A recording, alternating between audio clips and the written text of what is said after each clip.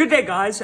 Today we're going to be working on our stoichiometric calculations, and I just wanted to start today by giving you guys a very important rule, and that is when doing stoichiometric problems, it is easiest to first convert to moles before performing the calculations.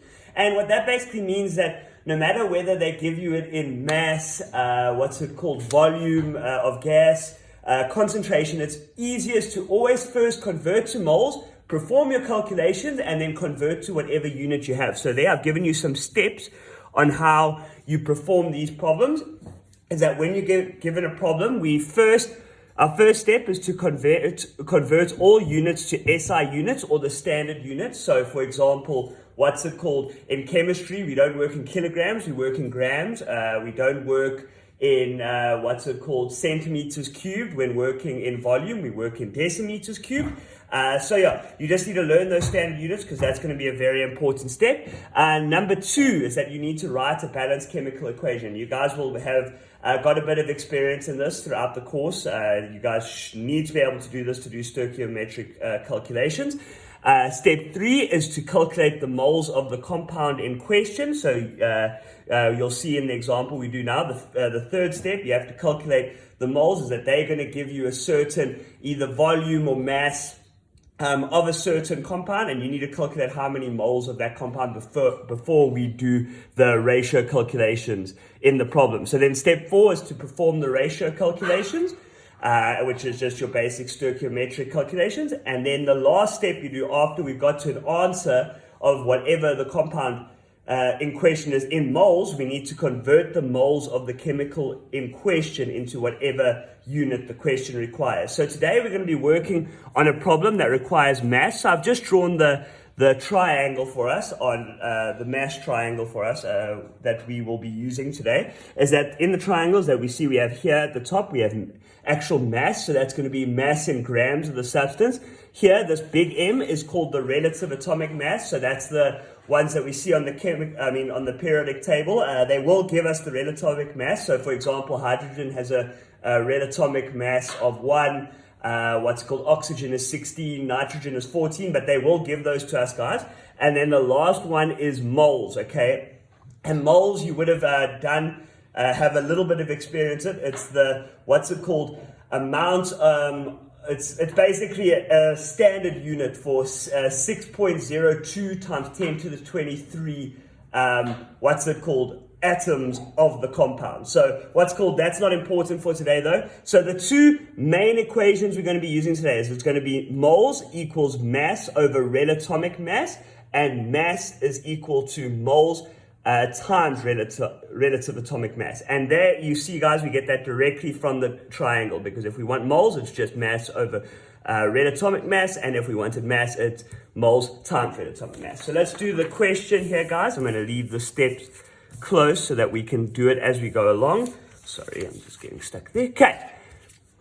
So the question is, what mass of ammonia can be made from 56 grams of nitrogen?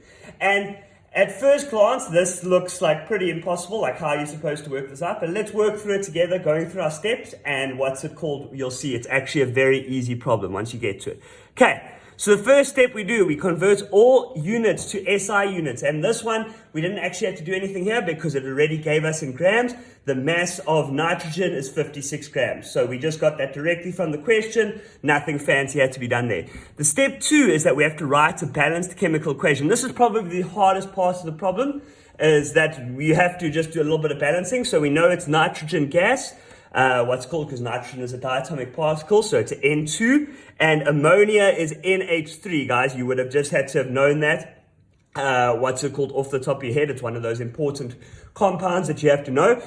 So we know the thing that needs to react with it is obviously going to be hydrogen gas. So we put an H2 here, and then through some balancing, it's not a very complicated balancing, it's 3 hydrogen gas, makes 2 ammonia hydrogen. So we just write the ratio there, just so that we have it for later when we do our ratio calculations.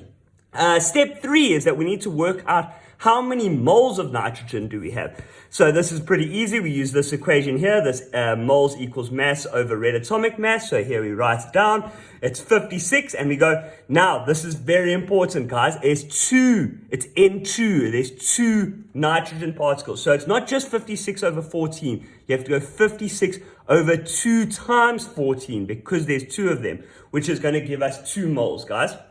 Okay, so now that we have how many moles of nitrogen, we can do our ratio calculation. So we first write down the 2 compounds that we're going to be working with. So we have nitrogen, we have moles of nitrogen, so we write nitrogen, and we need to find out how much ammonia we have. So we put the ammonia, then what's it called? We use these ratios that we have here. So it's a 1:2 ratio. And then what we do is our next step is that we put the 2 moles here, because it's under the nitrogen, and we put X here because this is what we want to be calculated. We want to find how many moles of ammonia there is. And then what we do is we cross multiply, so the 1 times X and 2 times 2, so then X is the moles of what's it called, ammonia, is equal to 2 times 2, which we got from our ratio calculations, which is equal to 4 moles, which is basically the answer. That's all we needed.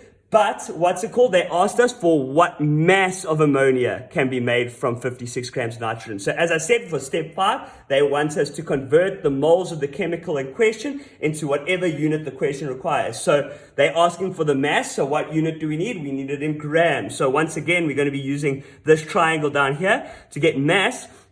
It's the number of moles times the relative atomic mass. So what we do is we go mass times equals moles times relative atomic mass, equals 4, because we calculated that. It's 4 moles.